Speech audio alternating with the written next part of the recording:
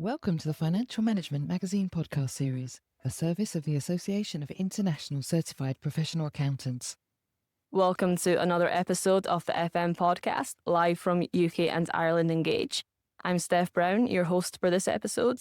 I'm joined by Nick Robinson, executive coach and author of the book, The 9 Types of Difficult People.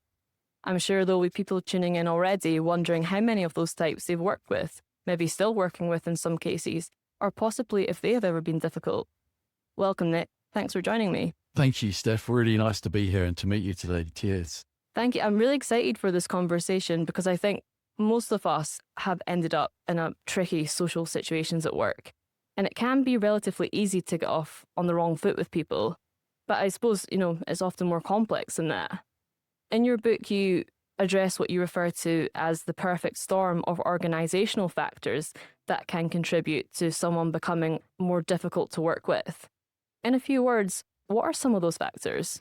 I often say there's 4 things. I call it, as you say, the perfect storm. The first is simply just the kind of everyday stresses and strains of working life and how people respond to those and how people behave when they're under pressure or outside their comfort zone, when they're doing things that they're unfamiliar with or that they just don't feel confident in. And that's often the very, very first thing. And I call it stress strategy, how they respond to that.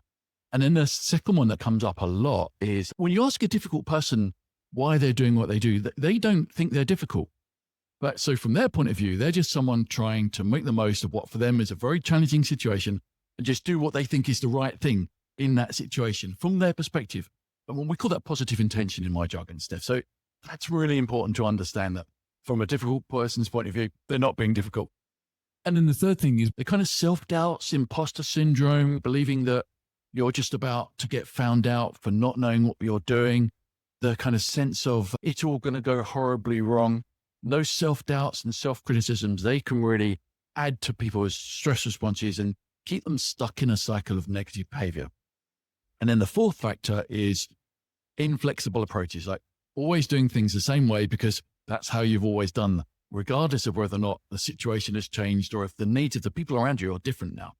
And when those 4 things come together, you're quite likely to get someone who, for other people, is perceived as difficult. That's great. Thanks, Nick.